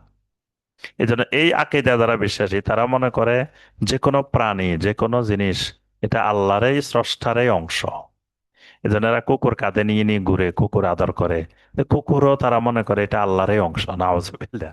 তারপরে এই যে যত প্রাণী আছে, অনেকে দেখবেন যে খুব প্রাণীর প্রতি খুব যত্ন, খুব আদর, খুব মহব্বত এইসব প্রাণীগুলোর প্রতি। কেন? এগুলো স্রষ্টার অংশ, তারা মনে করে এগুলো স্রষ্টার এক একটা অংশ। এগুলো ওয়াহাদাতুল উজুদেরই মানে কুফল। তারপরে যারা ধর্মীয় ভাবে করে তারা হলো ওয়াহাদাতুল উজুদ, যে আল্লাহ সুবহানাহু ওয়া তাআলা বান্দার ভিতরে চলে আসে, বান্দা আল্লাহর ভিতরে চলে যায়, একটা আরেকটার মধ্যে ঢুকে যায়। এটা বিশাল জগৎ ওয়াহদাতুল উজুদ আর হুলুল। তো এই ভ্রান্ত আকীদায় যারা বিশ্বাস করবে তাদের ঈমান ভেঙে যাবে। আচ্ছা, এরপরে এক ব্যক্তি মাঝে মাঝে আল্লাহর ইবাদত করে, মাঝে মাঝে গায়রুল্লাহর ইবাদত করে, এটাও ঈমান ভঙ্গের কারণ। যে দেখা গেছে কোনো জায়গায় গেলে একনিষ্ঠভাবে আল্লাহর ইবাদত করে। দেখবেন আমাদের সমাজে ওই যে অনেক লোক আছে, আজান দিয়েছে, একেবারে তাকবীরে উলার সাথে সালাত আদায় করছে। আবার আরেক সময় গিয়ে কবরের মধ্যে সাজদা দিতেছে, কবরে মান্নাত করতেছে। তাহলে সে আল্লাহর ইবাদতও করে, গায়রুল্লাহর ইবাদতও করে। এটাই ঈমান ভঙ্গের কারণ। সূরা আল আনকাবুতের 65 নম্বর আয়াত, আল্লাহ পাক বলছেন, ফাইদা রাকিবু ফিল ফুলকে দাআবুল্লাহ মুখলিসিনা লাহুদ্দিন ফালাম্মা নাজ্জাহুম ইলাল বাররি ইযা হুম ইউশরিকুন। আরবের মুশরিকেরা যখন সাগরের মাঝখানে যেত, বিপদে পড়তো, তখন দাআবুল্লাহ মুখলিসিন আলাহুদ্দিন, তখন দিনকে একমাত্র আল্লাহর জন্য খালেস করে আল্লাহকে ডাকতো। কিন্তু আবার যখন পালাম্মা নাজ্জাহুম ইলাল বাররে, আল্লাহ পাক যখন বলেন তাদেরকে যখন আমি স্থলভাগে এনে দিতাম, তখন পাইদা হুম ইউশরিকুন, আবার শিরিক করা শুরু করতো। তাহলে তারা কিছুক্ষণ আল্লাহর ইবাদত করে, আবার গায়রুল্লাহর ইবাদত করে। এটা আল্লাহ পাক কাফেরদের বৈশিষ্ট্য হিসেবে বর্ণনা করছে। এই জন্য এটা ঈমান ভঙ্গের কারণ। ঈমান ভঙ্গের একটি গুরুত্বপূর্ণ কারণ যে আহ, আল্লাহর বিধানের প্রতি, আল্লাহর আইনের প্রতি সন্তুষ্ট না থাকা। আল্লাহর বিধানের প্রতি সন্তুষ্ট না থাকাও ঈমান ভঙ্গের কারণ। যেমন ধরেন আল্লাহ সুবহানাহু ওয়া তাআলা আমাদেরকে বাংলাদেশে দিছেন। আমি যদি কই আল্লাহ আসলে ভুল করছে, আল্লাহ আমাকে এখানে না দিয়ে সৌদি আরবে দিত, তাহলে কত ভালো হইতো। তাওহীদের দেশে থাকতে পারতাম। অথবা এই যে আল্লাহ আমাকে এই জমিনের জন্য নির্বাচিত করছেন, এই জমিনের জন্য আল্লাহ ঠিক করছেন, এটা তো আমি ঠিক করি নাই। তাহলে আল্লাহর এই নির্দেশের উপরে, আল্লাহর এই সিদ্ধান্তের উপরে সন্তুষ্ট থাকার নাম ঈমান। যে আমার জন্য এই জমিনই উপযোগী, এই জন্য আল্লাহ আমাকে এই জমিনে পাঠিয়েছেন। আচ্ছা, এরপরে আল্লাহ আমাকে এই পরিবারে পাঠিয়েছেন, মানে একটা দরিদ্র পরিবারে পাঠাইছেন। আমি বললাম যে আল্লাহ আমাকে এই এলাকায় পাঠাবো, ঠিক আছে, তো এই এলাকায় কত বড় লোক আছে, ধনী লোক আছে, এদের ঘরে তো পাঠাইতে পারত। তা আল্লাহ আমাকে কেন গরিব মানুষটার ঘরে পাঠাইছেন? তাহলে আল্লাহর সিদ্ধান্তের উপরে আমি সন্তুষ্ট হইতে পারিনি। এই আল্লাহর প্রতিটা সিদ্ধান্তের উপরে সন্তুষ্ট হইতে হবে, এটাও কিন্তু ইমান। আল্লাহ সুবহানাহু ওয়া তাআলা আমাকে যতটুকু দিয়েছেন এটার উপরে সন্তুষ্ট থাকতে হবে, আমার তাকদীরের উপরে আমাকে সন্তুষ্ট থাকতে হবে। যেটা আমি পাই, ধরে নিতে হবে এটা আল্লাহ আমার তাকদীরে রেখেছে। যেটা পাই নাই, এটা নিয়ে কোনো দুঃখ চিন্তা বেদনা নাই, এটা আমার তাকদীরে আল্লাহ রাখেন নাই, এই জন্য পাই নাই। এই যে তাকদীরের উপরে সন্তুষ্ট না হইতে পারা, যে পাইলাম না কেন, মানুষ পৃথিবীতে মানে বেশিরভাগ মানুষ অশান্তিতে ভোগে এই তাকদীরের উপরে সন্তুষ্ট না থাকার কারণে। মানুষ মনে করে আহারে, এইটা করার কারণে আমার ভুল হয়ে গেছে। মানে এই জন্য নবী সাল্লাল্লাহু আলাইহি ওয়াসাল্লাম বলছেন যে তাকদীর নষ্ট করে একটা শব্দ, সেটা হলো লাউ। লাউটা তাকদীর নষ্ট করে, লাউ মানে যদি। এই ইমানদার কখনো যদি শব্দ ব্যবহার করবে না। মানে ধরেন আমি এখন আসলাম এই গাড়িতে, বললাম যে যদি ওই গাড়িতে আসতাম তাহলে আরো ভালো হতো। যদি কাজটা এভাবে না করে যদি এভাবে করতাম, যদি এখানে না যাই ওখানে যাইতাম। এই যদি যদি যদি এই যদি ব্যবহার করাটা ইমানের জন্য, তাকদীরের জন্য ক্ষতিকর। এটা নবী সাল্লাল্লাহু আলাইহি ওয়াসাল্লাম কড়া ভাষায় নিষেধ করেছেন যে ইমানদার কখনো যদি ব্যবহার করবে না। আমার তাকদীরে যেটা ছিল সেটাই হয়েছে, আমি এখানে আসব, এভাবে আসব, এইভাবে করব, এতটুকু পাবো, এগুলাই আমার তাকদীর। এই তাকদীরে সন্তুষ্ট থাকা, আল্লাহর আদেশের প্রতি সন্তুষ্ট থাকা, আল্লাহর সিদ্ধান্তে সন্তুষ্ট থাকা, এটা ইমানের একটি গুরুত্বপূর্ণ অংশ। এই সিদ্ধান্ত না থাকতে পারলে ইমান ভেঙে যাবে। এলমে গায়েব, আল্লাহ ছাড়া কারো জন্য নির্ধারণ করলে ইমান ভেঙে যায়। এলমে গায়েবের মালিক একমাত্র আল্লাহ রব্বুল আলামিন। মানে আমি এলমে গায়েব কোনটা? যেটা আমি চোখে দেখি এটা এলমে জাহের। যেগুলো আমি দেখতেছি না, আমার অগোচরে, এগুলো এলমে গায়েব। তাহলে এলমে গায়েবের খবরগুলা কে জানে? একমাত্র আল্লাহ রব্বুল আলামিন জানে। এখন আমি যদি মনে করি না আমাদের আল্লাহর অলিরাও জানে, চোখ বন্ধ করলে অনেক কিছু দেখে, এটা করলে অনেক কিছু, তাহলে এলমে গায়েবের খবর তার কাছেও আসে, এটা মনে করাটাই ইমান ভঙ্গের কারণ। সূরা নমলের 65 নম্বর আয়াত আল্লাহ পাক বলছেন, কুল লা ইয়ালামু মান ফিস সামাওয়াতি ওয়াল আরদিল গায়বা ইল্লাল্লাহ। রাসূল আপনি বলেন আসমানে জমিনে যা কিছু আছে এর গায়েবের কোনো কিছু আল্লাহ ছাড়া কেউ জানেন না। নবী সাল্লাল্লাহু আলাইহি ওয়াসাল্লামও গায়েব জানেন না। নবী সাল্লাল্লাহু আলাইহি ওয়াসাল্লামকে আল্লাহ পাক বলছেন, রাসূল আপনি ঘোষণা দিয়ে দেন, কুল লা আকুলু লাকুম ইনদি খাযাইনুল্লাহ ওয়ালা আ'লামুল গায়বা। আপনি বলেন আমার কাছে আল্লাহর কোনো ধনভাণ্ডার নাই, আমি আল্লাহর ভান্ডার নিয়ে বসে রই নেই, আর আমি গায়েবেরও কিছু জানি না। আল্লাহ বলছে এটা আপনি স্পষ্ট ঘোষণা দিয়ে দেন। নবী সাল্লাল্লাহু আলাইহি ওয়াসাল্লামের জীবনে অসংখ্য ঘটনা ঘটছে, তখন অনেকে বলছে যে উনি যদি আল্লাহর নবী হয় এটা জানান না কেন? নবী সাল্লাল্লাহু আলাইহি ওয়াসাল্লামের ওট হারানো গেছে, খুঁজতে খুঁজতে খুঁজতে খুঁজতে কোথাও পাওয়া যাচ্ছে না। এখন পরে জিবরিল আলাইহিস সালাম এসে নবী সাল্লাল্লাহু আলাইহি ওয়াসাল্লামকে বলছেন যে আপনার ওট ওই জায়গায় আছে। পরে সাহাবীরা যায় ওই জায়গায় ওট পাইছে, যে নবী সাল্লাল্লাহু আলাইহি ওয়াসাল্লাম বলার পরে। ওইটা নবী সাল্লাল্লাহু আলাইহি ওয়াসাল্লাম বলেই দিয়েছে যে আমাকে জিবরিল আলাইহিস সালাম বলে গেছেন। তো ওই একজন লোক ছিল, সে মুনাফেক, সে বলতেছে এটা কেমন নবী, যে নবী তার ওঠ হারাই গেছে, ওঠ কোথায় হারাইছে এটাই জানে না, এটা কেমনে নবী হয়? তো নবী সাল্লাল্লাহু আলাইহি সাল্লামকে তখন আল্লাহ বলছেন যে আপনি বলেন ওয়ালা আলামুল গায়ব, আমি গায়েবের কিছুই জানি না, যতটুকু আল্লাহ আমাকে জানান এতটুকুই জানি। কারণ পুরা কোরআন গায়েব, নবী সাল্লাল্লাহু আলাইহি ওয়াসাল্লামের হাদিসগুলো গায়েব, অসংখ্য জিনিস গায়েব। এটা আল্লাহ পাক নবী সাল্লাল্লাহু আলাইহি ওয়াসাল্লামকে জানিয়ে দিয়েছেন, সেটা নবী সাল্লাল্লাহু আলাইহি ওয়াসাল্লাম আমাদের কাছে বর্ণনা করেছেন। এখন কেউ যদি আল্লাহ ছাড়া কাউকে এলমে গায়েব জানে এটা মনে করে, এটা ইমান ভেঙে যাবে।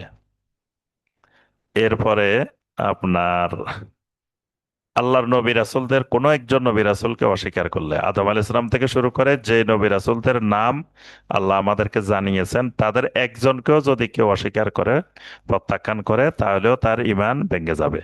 নবী সাল্লাল্লাহু আলাইহি ইসলামের খতমে নবুয়তে বিশ্বাস না করা এটাও ঈমান ভঙ্গের কারণ। নবী সাল্লাল্লাহু আলাইহি সাল্লাম শেষ নবী, কিয়ামত পর্যন্ত আর কোন নবী বা রাসূল আসবেন না। কেউ যদি মনে করেন যে না তিনি শেষ নবী না, আরো নবী আসতে পারে, তাহলে এটা ঈমান ভঙ্গের কারণ।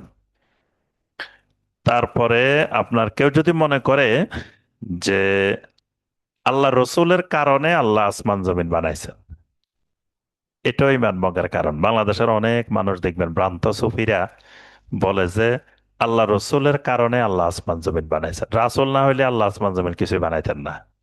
এবং এই মতে তারা একটা জাল হাদিসও তৈরি করছে যে লাউলাকা লামা খালাকতুল আফলাক, যে আপনি হে নবী আপনি না হইলে আমি আসমান জমিন কিছুই সৃষ্টি করতাম না। এই হাদিসটা জাল হাদিস।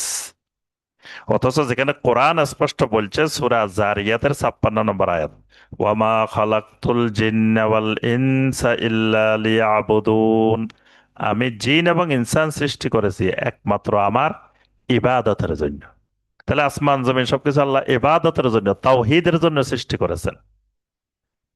নবী সাল্লাল্লাহু আলাইহি সাল্লামের জন্য আসমান জমিন আল্লাহ সৃষ্টি করেন নাই। এটা মনে করলে ইমান ভেঙে যাবে। যারা এই আকীদা বিশ্বাস করবে তাদের ইমান ভেঙে যাবে। আরেকটা বলে আমরা শেষ করব, সেটা হলো কেউ যদি মনে করে যে নবী সাল্লাল্লাহু আলাইহি সাল্লামকে আল্লাহ পাক সর্বপ্রথম তৈরি করছেন, এই আকীদাও ইমান ভঙ্গের কারণ। কারণ আল্লাহ পাক সর্বপ্রথম আদম আলাইহিস সালামকে সৃষ্টি করছেন। কোরআন আমাদেরকে সাক্ষী দেয় এটাই, যে আল্লাহ পাক আদম আলাইহিস সালামের কথা বর্ণনা করেছেন, ওয়া ইয ক্বালা রাব্বুকা লিল মালাইকাতি ইন্নী জাইলুন ফিল আরদি খলিফা, যে বললেন যে আমি, ফেরেশতাদেরকে আল্লাহ বললেন আমি জমিনে খলিফা বানাবো। ফেরেশতারা বললেন আপনি কি এমন কাউকে বানাইবেন যারা ফাসাদ করবে, রক্তপাত ঘটাইবে? আল্লাহ বললেন আমি যা জানি তা জানি না। এরপরে আল্লাহ যার কথা বলছেন, ওয়া আল্লামা আদম আল আসমা আকুল্লাহ, আল্লাহ আদমের নাম ধরেই বলছেন যে আমি তখন আদম বানাইছি। তো যদি নবী সাল্লাল্লাহু আলাইহি সাল্লামকে সর্বপ্রথম বানাইতেন তাহলে তো আল্লাহ বলতেন যে আমি তখন মোহাম্মদ সাল্লাল্লাহু আলাইহি সাল্লামকে বানাইলাম। আল্লাহ পাক এটা বলেন নাই। তাহলে আদমই হলো মানুষের মধ্যে প্রথম মানুষ, আল্লাহ তাকে দিয়ে সৃষ্টির সূচনা করছেন। আর যদি এমন হতো যে আদম আলাইহিসসালাম কে বানানোর পরে আদম আলাইহিসসালাম দেখলেন যে আল্লাহ রসুল আগেই সৃষ্টি হয়ে বসে আছে, তাও তো এরকম আদম আলাইহিসসালাম দেখেন নাই। আহ, তাহলে কোরআন এবং সুন্নাহ আমাদেরকে প্রমাণ করে যে আদম আলাইহিসসালাম প্রথম সৃষ্টি, আদম আলাইহিসসালাম প্রথম মানুষ, মানুষ হিসেবে সৃষ্টি। আর প্রথম সৃষ্টি হইল কলম। নবী সাল্লাল্লাহু আলাইহি ওয়াসাল্লাম বলছেন আউয়ালু মা খালাকাল্লাহু আল কালাম, আল্লাহ রাব্বুল আলামিন সর্বপ্রথম সৃষ্টি করেছেন কলম। তাহলে কলম হলো প্রথম মাখলুক, প্রথম সৃষ্টি। আর প্রথম মানুষ আদম আলাইহিস সালাম। তো অনেকেই একটা হাদিসের ভ্রান্ত, মানে ধূম্রজালে পড়ে এই ভ্রান্ত আকীদা সৃষ্টি হয়েছে। যে হাদিসটা হলো নবী সাল্লাল্লাহু আলাইহি ওয়াসাল্লাম বলতেছেন যে আমি তখনও নবী, কুনতু নাবিয়্যা ওয়া আদামু বাইনাল মাই ওয়াত তিন, আদম যখন পানি আর মাটির মধ্যে তখনও আমি নবী। তো তারা বলে যে মানে আদমের এখনো বানায় নাই, সে সময় তিনি নবী। তো সেই সময় কিন্তু মুসা আলাইহিস সালামও নবী। আদমের যখন বানায় নাই তখন মুসা আলাইহিস সালামও নবী, তখন ঈসা আলাইহিস সালামও নবী, ইব্রাহিম আলাইহিস সালামও নবী, নূহ আলাইহিস সালামও নবী, আদমও নবী। মানে আদমের সৃষ্টি হয় নাই কিন্তু আদম নবী। কিভাবে? আল্লাহ পাক তো কিতাবগুলো আরো আগে লিখে ফেলছেন। আদমকে বানানোর 50,000 বছর আগে তাকদীর আল্লাহ পাক লিখে ফেলছেন। তারপরে আপনার তাওরাত, ইনজিল, জাবুর, কোরআন, এগুলো আগে লেখা হয়ে গেছে। তাহলে কোরআন আদম সৃষ্টির আগে আল্লাহ পাক লিখে ফেলছেন। তো এই কোরআনের মধ্যে তো মোহাম্মদ সাল্লাল্লাহু আলাইহি ওয়াসাল্লাম আল্লাহর নবী, সূরা মুহাম্মদে আছে। তারপরে এই কোরআনের মধ্যে সূরা নূহ আছে। এই কোরআনের মধ্যে মুসা আলাইহিস সালামের কথা, ইব্রাহিম আলাইহিস সালামের কথা, সবার কথা আছে। তারা তো সবাই নবী তখন। হ্যাঁ, তো এই জন্য ওই যে বুখারীর একটা লম্বা হাদিস, যেখানে আদম আলাইহিস সালাম আর মুসা আলাইহিস সালামের ঝগড়ার কথা আছে। মুসা আলাইহিস সালাম একবার আদম আলাইহিস সালামকে পাইছেন, হয় স্বপ্ন যোগে অথবা সরাসরি, যে কোনো এক জায়গায় পাইছেন। পাওয়ার পরে তিনি দোষছেন আদম আলাইহিস সালামকে, যে আপনি, আল্লাহ আপনাকে এত ভালোবেসে সৃষ্টি করছেন, নিজে হাতে সৃষ্টি করছেন, আল্লাহ আপনাকে রূপ উৎখাত দিছেন, এই নিয়ামত দিছেন, জান্নাতে থাকতে দিছেন, খাইতে দিছেন, আপনি কেন এই কাজ করতে গেলেন? গাছ, ওই গাছের কাছে যাইতে নিষেধ করছে, আপনি গেলেন, আপনার কারণে আমরা পৃথিবীতে আসতে হয়েছে, এই কিছু করতে, মানে খুব একবারে, মানে আদম আলাইহিস সালামকে অনেক কিছু বললেন। বলার পরে আদম আলাইহিস সালাম বললেন আচ্ছা ঠিক আছে তোমার কথা শেষ, বললেন হ্যাঁ। তো আদম আলাইহিস সালাম বললেন বলো তো দেখি তুমি কি এটা জানো যে তোমাকে মানে আমাকে সৃষ্টি করার কত বছর আগে আল্লাহ তাওরাত লিখছেন? তো মুসা আলাইহিস সালাম বললেন এত বছর আগে। তা আদম আলাইহিস সালাম বললেন তখন তো আমার সৃষ্টি করে নাই আল্লাহ পাক, কিন্তু তোমার তাওরাতে তখন লেখা আছে যে আসা আদামু রাব্বাহু ফাগাওয়া, যে আদম তার রবের নির্দেশ লঙ্ঘন করছে। তা আমার তো আল্লাহ তখন বানায় নাই, কিন্তু তখন তোমার তাওরাতে লেখি ফেলছে আল্লাহ পাক যে আদম লঙ্ঘন করছে। তো তাহলে আমার কি দোষ? তখন মুসা আলাইহিস সালাম বলছেন যে না, কথা তো ঠিক, যে আমার তাওরাতে যে কথা লেখা এটা তো আদমকে বানানোর আগেই লেখা আছে। তো তাহলে আদমকে বানানোর আগেই তো সবাই নবী। নবী সাল্লাল্লাহু আলাইহি সাল্লাম ওই কথাটাই বোঝাতে চেয়েছেন। তার অর্থ যে আল্লাহ পাক আমাকে আগে বানায় রেখেছেন। আর একটা হাদিস তারা বলে যে আল্লাহ রসুল সাল্লাল্লাহু আলাইহি সাল্লামকে তারকা বানায় রেখেছে। আহ, একটা তারকা বানায় রেখেছে। তো এই কথা, এই বর্ণনাটাও মানে জাল, এই বর্ণনাটাও সহি না। তো এই বিষয়গুলো গুরুত্বপূর্ণ ইমান ভঙ্গের কয়েকটি কারণ। তো আলহামদুলিল্লাহ আমরা 10 পর্বে আমরা তাওহীদের উপরে গুরুত্বপূর্ণ মৌলিক আলোচনাগুলো করেছি। আল্লাহ রাব্বুল আলামিন আমাদের সবাইকে মৃত্যু পর্যন্ত তাওহীদের উপরে ইস্তেকামত থাকার, তাওহীদকে জানার, তাওহীদ বুঝার, তাওহীদ মানার আল্লাহ পাক তৌফিক দান করুন। আল্লাহ রাব্বুল আলামিন আমাদের সবাইকে ইমান ভঙ্গের যে কারণগুলো আলোচনা করেছে এগুলো থেকে আল্লাহ পাক আমাদেরকে হেফাজত করুন। ইমান নিয়ে আল্লাহ পাক আমাদেরকে কবরে যাওয়ার তৌফিক দান করুন। আল্লাহ রব্বুল আলমিন আমাদের অন্তরে ইমানকে আরো বাড়িয়ে দিন। আল্লাহ সুবহানাহু ওয়া তাআলা আমাদের সবাইকে তাওহীদ ভিত্তিক জীবনযাপন করার তৌফিক দান করুন। রোড টু সাকসেসের এই খেদমতকে আল্লাহ রব্বুল আলমিন কবুল ও মঞ্জুর করে নিন। আল্লাহ সুবহানাহু ওয়া তাআলা আমাদের সকলের বিপদ আপদ বালা মুসিবত থেকে হেফাজত করুন। আমিন ইয়া রাব্বাল আলামিন। সুবহানাকা আল্লাহুম্মা বিহামদিকা আশহাদু আল্লা ইলাহা ইল্লা আনতা আস্তাগফিরুকা ওয়া আতুবু ইলাইক। ওয়াসসালামু আলাইকুম ওয়া রাহমাতুল্লাহি ওয়া বারাকাতুহু।